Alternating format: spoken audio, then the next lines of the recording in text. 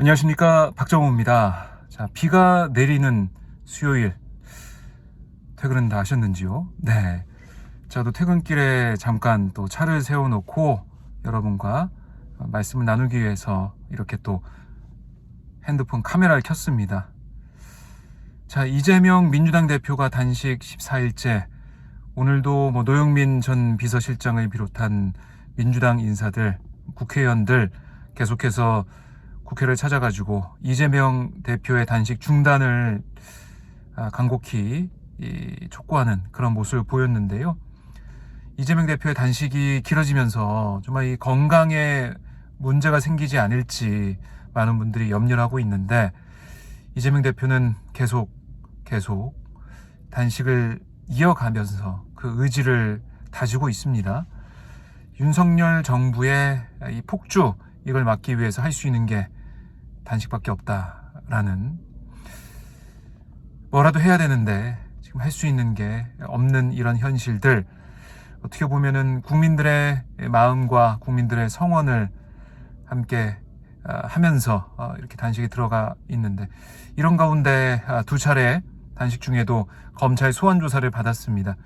어제도 이재명 대표가 2차 소환조사를 이제 받으러 수원지검에 갔다가 한 4시간 40분 전, 조서 확인까지 포함해서 4시간 40분 정도 수원지검에 있다가 이제 밖으로 나왔는데요. 예상했던 그런 얘기가 나왔죠. 증거 못 봤다. 증거가 없는 상태에서 검찰이 무리한 조사를 이어가고 있다, 이런 주장을 펼쳤고, 어제 이재명 대표가 얘기했듯이 증거를 통해서 이 조사를 진행해야 되는데 마치 정치적 보복을 위한 그런 조사를 진행하고 있다, 이런 취지의 비판이 이어지고 있습니다. 정권은 짧고 역사와 국민 영원하다, 이렇게도 얘기를 했는데요.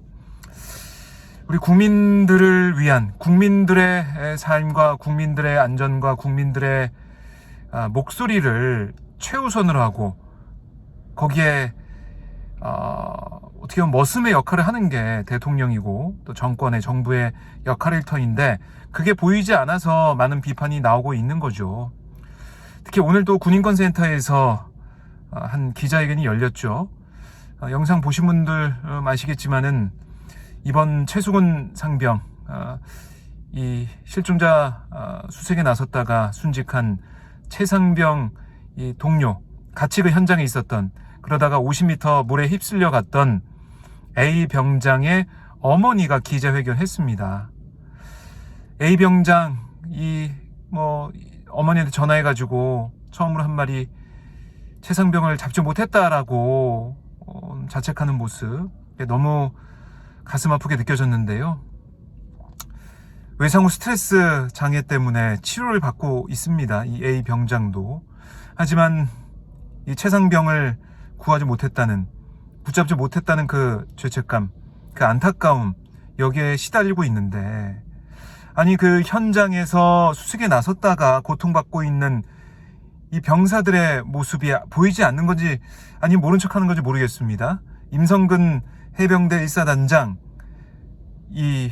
그 작전에서, 수색 작전에서 이렇게 고통받고 있는 병사들 찾아오지도 않았다는 거 아니겠습니까? 지휘관들이 책임져야 하는 이 일을 왜 그 현장에 가서 아무런 안전교육과 안전장비 없이 장화를 신고 그 현장에 들어가야 했던 병사들이 그 고통을 고스란히 겪고 있는지 되묻지 않을 수가 없고요. 오늘 눈물의 기자회견 통해서 A 병장의 어머니, 기자회견 이후에 공수처에 이 임성근 사단장을 직권남용 권리행사 방해 혐의, 그리고 업무상 과실치상 혐의로 공수처에 고발을 했습니다. 공수처가 어떻게 수사할지 모르겠지만은 장병들의 안전을 책임지지 않았고 신경 쓰지 않았던 그 지휘관의 책임을 물어야 된다라는 걸 다시 한번 강조한 거거든요. 최상병 순직 사건 경찰에서는 수사하고 있는데, 경북 경찰서는 수사하고 있죠. 근데 그 현장에 있던 현장 이 간부 얘기한 거 들어보면 안전교육도 안 됐고, 그리고 제대로 된 이 장병들을 위한 그런 조치가 안 됐다는 거 아니겠습니까? 급박하게 투입된, 그러니까 이런 구조 활동은 전문가도 했어야 되는데 그게 안 됐다라는 그 지적하는 간부의 목소리를 들을 수가 있었죠. 여전히 윗선은 책임지지 않는 모습, 이게 반복이 되고 있어서 국민들도 절망스러운 것이고 화가 나는 거고요. 그리고 이종석 국방부 장관 후임이 오늘 지명이 됐죠. 신원식 국민의힘 의원이 이종섭 국방부 장관의 후임으로 지명이 돼서 인사청문회를 거치게 될 터인데, 이렇게 되면 이종섭 장관 그냥 물러가는 게 아니냐, 또 물러가진 않고 인사청문회 통과할 때까지 신원식 의원이 장관 취임하는 그런 상황이 올 때까지 자리를 지킨다고 하던데, 그럼 민주당이 결단을 내려야겠죠. 탄핵을 추진할 거냐 말 거냐. 아니, 교체가 된다고는 하지만 장관직에 있는 거 아니겠습니까? 물론 모르겠습니다. 일각에서는 아니 물러가고 바뀌는 상황에서 탄핵하면 역풍 부는 게 아니냐라고도 얘기하던데, 이 국방부 장관이 국회에 나와서 답변하는 모습과 그리고 장관 뒤에 윗선이 누구냐라는 의혹, 외압 의혹이 계속 남아있는데, 그 핵심이라고 할 수 있는 이종섭 장관 계속해서 자신은 잘못한 게 없다라고 주장하고 있어요. 특검을 통해서 밝혀내야 된다고 하지만 그 전에 국방부 장관 제대로 책임을 다하지 못했고, 오히려 외압 의혹 그 가운데 한건데 서 있는 이 부분에 대해 책임을 물어야 되는 게 아니냐. 홍범도 장군 흉상 육사 철거 문제에 있어서도 책임을 물어야 되는 게 아니냐, 이런 목소리는, 국민들 여론은 계속 커지고 있습니다. 그래서 그걸 민주당이 받아 안아서 탄핵 추진해야 된다, 이런 얘기도 이제 많이 나오고 있는데요. 내일 민주당이 의총을 통해서 오전에 10시에 의총이 예정돼 있습니다. 결정하게 될 텐데, 무엇이 국민의 뜻인지 잘 파악하고 결정을 해야 될 것 같아요. 지금 국민들의 여론을 들어보면 민주당이 제대로 역할을 하지 못하는 게 아니냐, 국민들의 이런 목소리, 아우성들을 과반 의석을 갖고 있는 민주당이 제대로 반영하지 못하는 게 아니냐, 이런 얘기를 계속 하고 있어요. 민주당이 응답을 해야 된다라는 거고요.